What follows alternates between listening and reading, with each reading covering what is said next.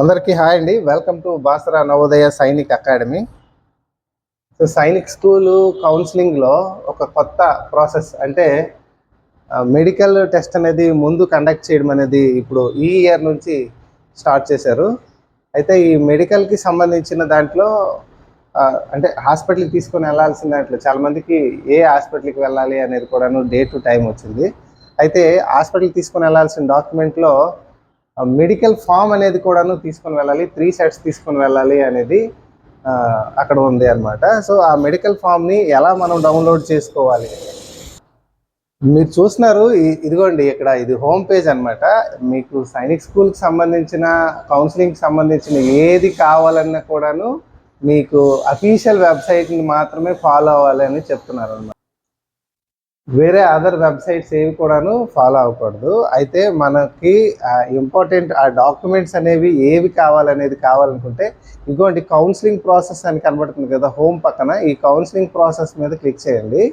ఈ counselling process మీద click చేసిన తర్వాత counselling schedule, list of documents అని కనబడుతుంది. ఆ లిస్ట్ ఆఫ్ డాక్యుమెంట్ మీద మీరు క్లిక్ చేయండి. లిస్ట్ ఆఫ్ డాక్యుమెంట్స్ మీద మీరు క్లిక్ చేయగానే ఇలా వస్తుంది అనమాట. దీంట్లో టోటల్గా ఇదిగోండి లిస్ట్ అనేది ఇచ్చారనమాట. మీరు బాగా అబ్జర్వ్ చేయొచ్చు. ఈ లిస్ట్ ఆఫ్ డాక్యుమెంట్స్లో మీకు 9th సీరియల్ నెంబర్ 9thలో మెడికల్ ఫిట్నెస్ రిపోర్ట్ అని ఉంటుంది. సో ఈ మెడికల్ ఫిట్నెస్ రిపోర్ట్ అనేది ఎదురుగా యాజ్ పర్ ఫార్మాట్ అని ఒక డౌన్లోడ్ సింబల్ ఉంటుంది. ఆ డౌన్లోడ్ సింబల్ మీద క్లిక్ చేస్తే మీకు ఆ మెడికల్ ఫార్మాట్ అనేది డౌన్లోడ్ అవుతుంది అనమాట. సో దీన్ని డౌన్లోడ్ చేసుకొని 3 సెట్స్ కాపీ అనేది మనం తీసుకొని వెళ్ళాలన్నమాట.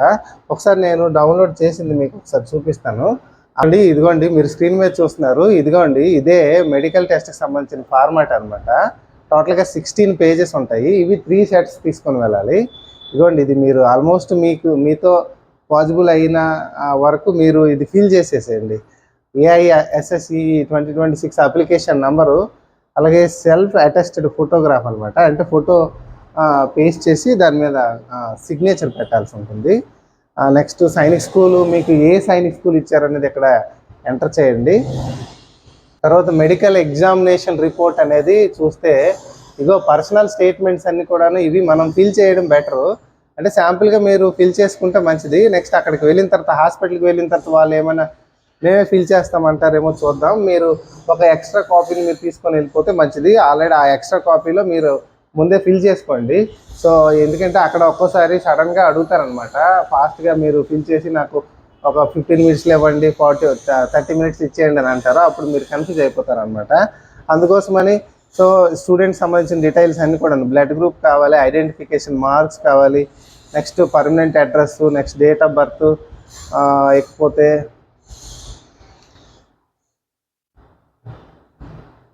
ఫ్యామిలీ డీటెయిల్స్ అండి. Father, mother, grand father, grand mother, brother sister ఇలాగా ఫ్యామిలీ డీటెయిల్స్. వాళ్ళు ఒకవేళ బతుకుంటే వాళ్ళ ఏజ్ ఎంత, వాళ్ళ హెల్త్కి సంబంధించిన డీటెయిల్స్, వాళ్ళు ఒకవేళ చనిపోతే వాళ్ళు ఏ రకంగా చనిపోయారు, ఎప్పుడు చనిపోయారు, దానికి సంబంధించిన డీటెయిల్స్ అన్నీ కూడాను మీరు ముందే కలెక్ట్ చేసుకుంటే మీకు అప్పుడు ఈజీగా అయిపోద్ది అనమాట.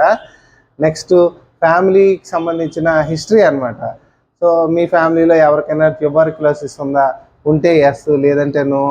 Next diabetes, haemophilia, mental disease, hypertension, heart disease, bleeding disorder, night blindness, ఇలాంటివన్నీ కూడాను మీరు ముందే డేటా అంతా కలెక్ట్ చేసుకుంటే మీకు చాలా మంచిదన్నమాట.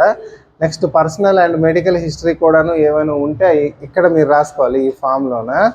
ఆ తర్వాత మీరు చూసుకున్నట్లయితే మీకు సంబంధించినవి ఏవైనా ఇక్కడ చూపించినవి ఏవైనా మీరు సఫర్ అయ్యారని అన్నాడు. Chronic bronchitis, asthma, pleurisy, tuberculosis, rheumatism and sore throats, chronic indigestion, ఇవన్నీ కూడాను మీరు ఎస్ అయితే ఎస్, నో అయితే నో, ఏ ఏజ్లో మీరు అవి సఫర్ అయ్యారు అనేది కూడా మీరు ఎంటర్ చేయండి.